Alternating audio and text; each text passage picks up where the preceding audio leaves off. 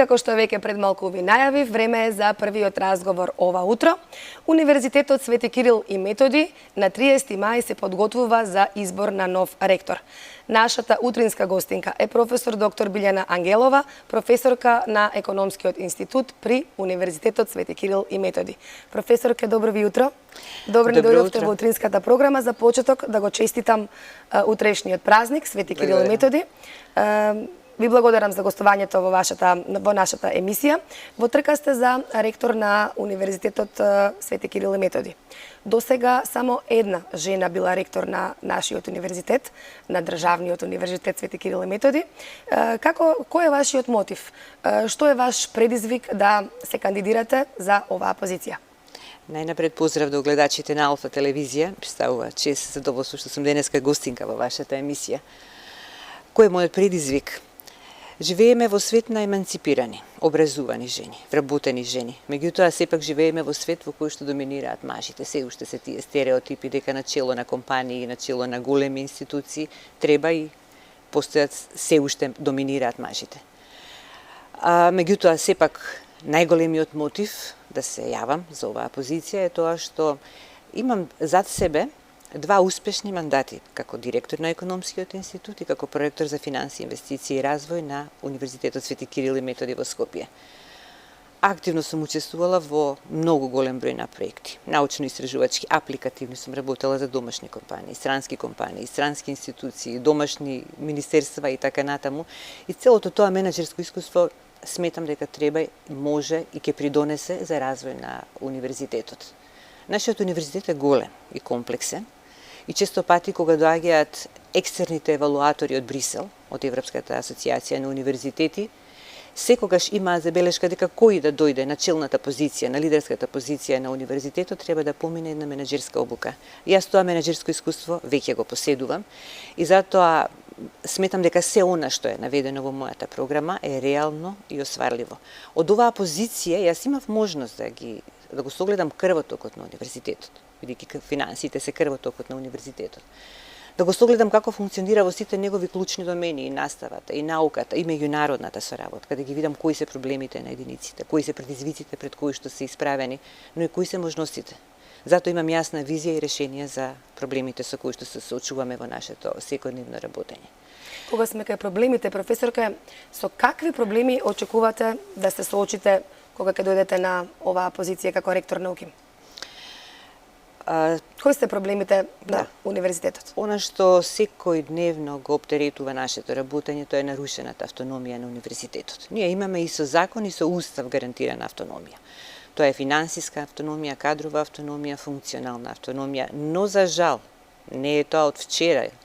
Со децени се нарушува нашата автономија и тоа ни создава проблеми во секојдневното работење. Затоа јас сум убедена дека и во иднина ние ќе мораме да се соочиме со овие системски слабости, но мораме да настојуваме да ги решиме. Решение постои, потребна е добра волја. Во делот на финансиската автономија, тоа што најмногу го оптеретува нашиот универзитет, тоа е трезорското работење. Тоа и понатака може и треба да функционира во насока како што и сега функционира, меѓутоа секогаш треба да се има во предвид дека државата треба да почитува нашата финансиска автономија. Кога се крои државниот буџет, кога се димензионира буџетскиот дефицит и кога доаѓа до кратења на финансиските планови кои што ги предложуваат институциите, потребно да се почитува автономноста на институциите како што е нашата, тоа се високообразовните институции. Затоа што во текот на работењето постојано се соочуваме со проблеми од недостиг на планови од една страна, а од друга страна универзитетот располага со финансиски средства кои што може да ги употреби и ги употребува во текот на своето работење. Во прашање настава, во прашање меѓународна соработка, имаме партнери, имаме над 100 меѓународни проекти. Работиме со многу партнери и странски високообразовни институции, каде што мораме да рефундираме средства, каде што координираме проекти, а сме ограничени заради оваа нарушена финансиска автономија. Она што е уште посериозен проблем, тоа е кадровската автономија. Со децени ние го бориме со вработување на млад научно-истражувачки кадар. Научно-истражувачкиот кадар се создава, тоа е процес. Тоа е различно од сите останати вработувања. Постојано бараме вработувања и постојано добиваме околу 10-15% од она што го бараме како потребен кадар, и наставен и ненаставен кадар. Тоа е многу малку. Да, само во текот на минатата година, 22 година, од 450 вработувања на наставен кадар кои што се побарани, добиени се само 97 нови вработувања, а да не збориме за гапот што е направен во претходната декада. Истото се случува и со ненаставниот кадар. Се уште не постојат мерила и критериуми за финансирање на високото образование. Тоа ќе го издвојам посебно независно од кадровската и финансиската автономија. Проблемите со финансирањето се исто така системски проблем кој што мораме да го решаваме. Така. Професорке, морам да ве прашам она што излезе како информација неодамна од она рангирање на универзитети. Од 2000 универзитети, УКИМ се најде на 1990-та позиција, значи на 10-то место од позади. Пад за изминативе 4 години за 174 места надоле на листата. Тука се оценува образование, наука, истражување и можности за вработување. Како вие како ректор ќе ја подобрите оваа ситуација околу состојбата на УКИМ и како ќе ги задржиме младите да се вратат да студираат на УКИМ и воопшто да ни се вратат да студираат во нашава земја, да не ни бегаат надвор? Во однос на рангирањето, да, излезе пред известно време една од интернационалните универзитетски ранг листи, Center for World University Ranking, предпоставувам дека за тоа зборувате, каде што има падот точно постои, меѓутоа тоа се должи на промена на критериумите.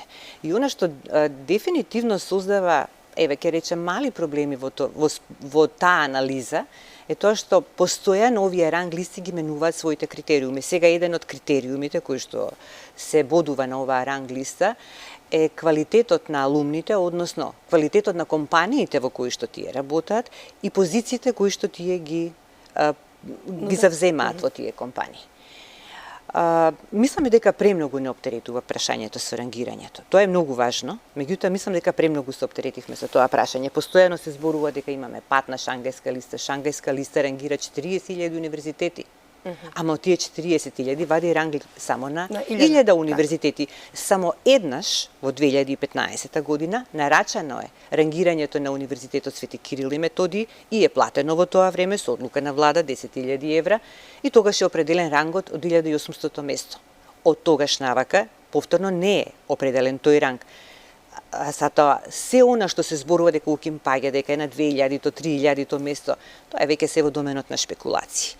Шангајската листа е најреномирана, таа рангира само 1000. Останатите 40.000 универзитети практично се на различни позиции. Шангајската листа сепак пред 7-8 години сме стоеле на добро место, така? Да, меѓутоа каде сме сега, тоа не можеме да кажеме. Да. Тоа не можеме да кажеме бидејќи е изведен ранг само на овие 1000.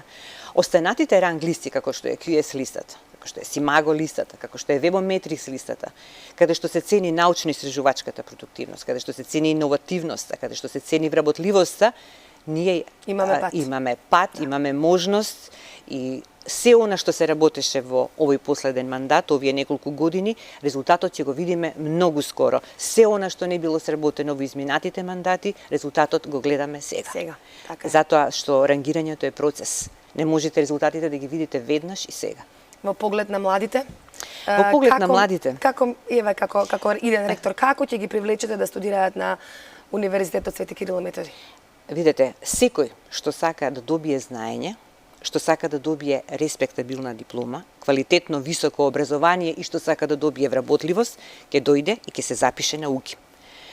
На нашиот високообразовен простор имаме околу 15.000 матуранти годишно, од тие некаде 80% ќе го продолжат своето високо образование, но на нашиот високообразовен простор, на нашиот високообразовен пазар има над 30 високообразовни институции, од кои што 17 се универзитети.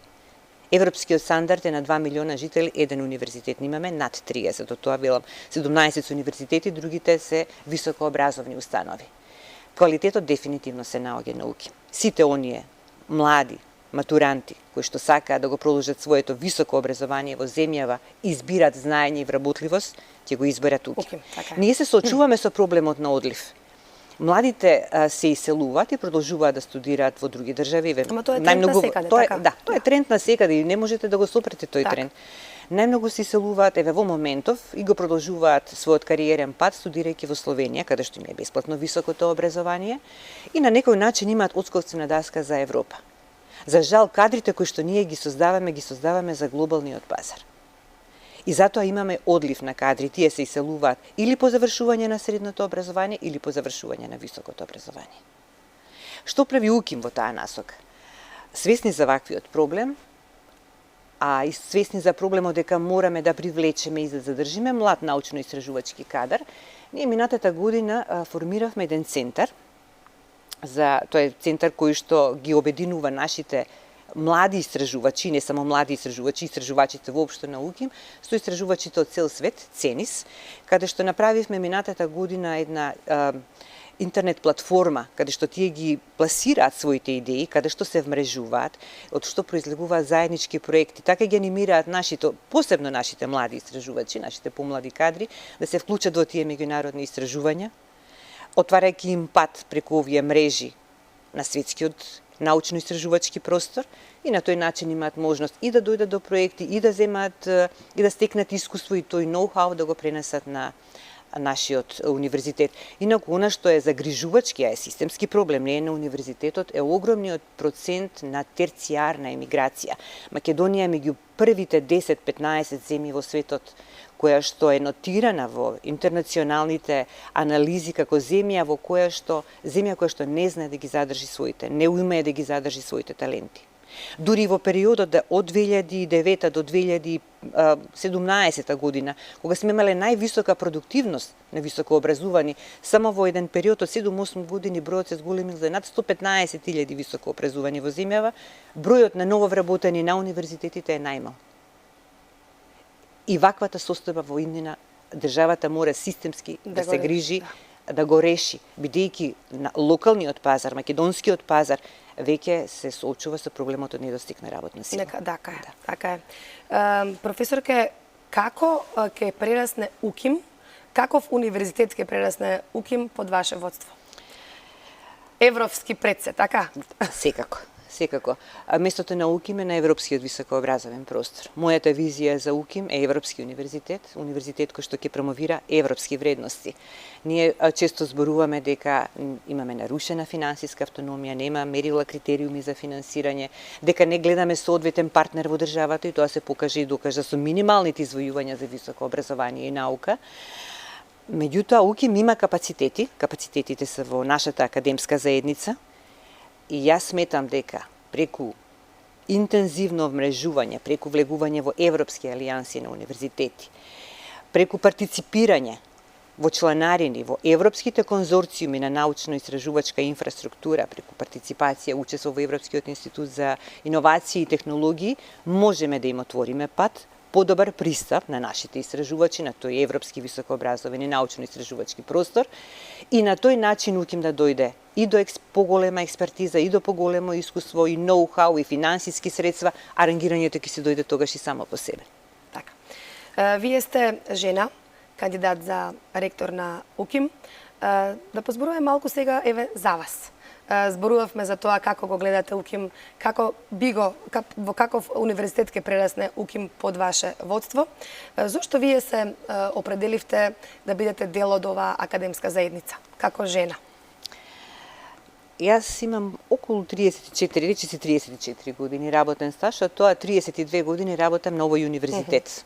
Ми поминале многу студенти. Јас сакам оваа професија и се определив за тоа. Јас првото моје вработување го почнав во една голема компанија, крајот на 80-тите години. Меѓутоа, одлучив дека сакам да се занимавам токму со оваа професија, која што верувате дека е многу благородна и многу убава. Ја работам со љубов и со срце.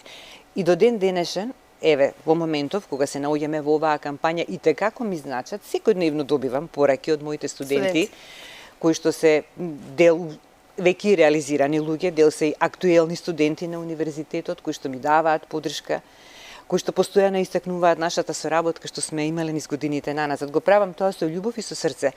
А сакам се она што сум го стекнала низ моето долгогодишно работно искуство како научник, како професор, имам учествувано во голем број апликативни проекти, да им го пренесам ним, да им го ја спојам теоријата со праксата.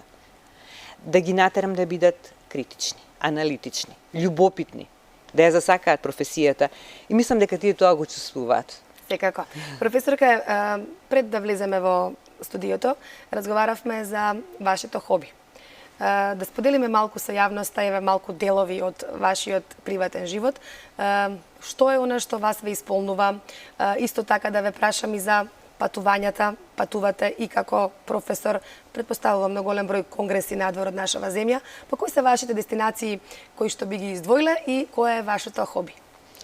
Што си правите во слободно време? Сум патувала доста.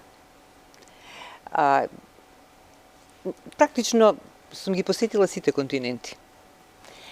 Сум се соочила и сум видела многу различни култури, многу различни народи и сето тоа е навистина интересно. Патувањата мислам дека се љубов на повеќето од луѓето. Сакам да патувам, сакам да откривам нови дестинации, нови луѓе, нови култури и тоа многу ме исполнува. Би сакала најголем дел од своето време практично да го посветам на патување кога можам, тоа го правам. За жал имам многу малку слободно време. Да. Но се трудам, тоа слободно време што го имам, квалитетно да го поминам со моите пријатели. Од моите хобија, ќе кажам, сакам да готвам. Која храна најмногу ја сакате? Што си готвите? Македонската. Така е. Се грижам за здравјето и мислам дека храната е еден од факторите кои што и како влијае на здравјето. Сакам да готвам, сакам да читам, сакам да шетам. Малку време останува, но се трудам да го изменаџирам сето тоа. Навистина имам голема поддршка во семејството, посебно од мојот сопруг, кој што ме поддржува во целост и сите овие години. Веројатно без него не би можела да направам многу од овие работи. Малце време останува заради тоа што мојата работа е прилично динамична. Тогаш кога сум на работа, постојано сум во комуникација со луѓе. А времето кога јас морам да се посветам на мојата работа, ја имам и како, во попладневните часови, кога ќе се вратам од работа, кога можам да си ги средам мислите, да читам, да работам. Така што малце време ми останува и за шетање и за дружење, меѓутоа тоа време што останува се трудам најквалитетно што можам да го поминам. Со вашите со моите најблиски, со моите пријатели, секако. А во однос на патувањата, да, секоја дестинација е различна. И секој патување човек во себе го доживува на различен начин. И му остава еден или друг впечаток. Меѓутоа морам да ви кажам нешто дека сепак најпријатно се чувствам кога патувам во нашата земја. И се трудам, ако не секој, тогаш барем неколку викенди во текот на месецот да излезам надвор од Скопје, да одам во Охрид, да одам во Охрид, да одам во Реканскиот крај, во Маврово, во Берово. Мислам, Македонија има преубави дестинации кои што и како ми ги полнат батериите и го користам тоа слободно време да ги посетам. Се чувствувам навистина убаво, безбедно, слободно. Уживам во нашата Професорка, земја. имаме уште една минута додека да се вклучиме во утринските вести. Сакам да ве прашам сосема накусо една порака до жените, како да се вклучат поактивно во општеството, да бидат поактивни. Жените имаат капацитет, потребна е повеќе самодоверба, амбиција и она што е многу важно за секоја жена, но и за секој човек, мора во иднина кој ќе го да се соочат со товарот на успехот, тој не е лесен. Така е. Ви благодарам многу за вашето гостување во утринската програма на Алфа телевизија. Ви благодарам тоа што ги споделивте вашите видувања за универзитетот. Ви благодарам што споделивте и дел од вашиот приватен живот со нас и со нашите гледачи. Ви посакувам многу успех и да бидете идниот ректор на УКИМ. Благодарам на поканата и благодарам за убавите желби и пораки.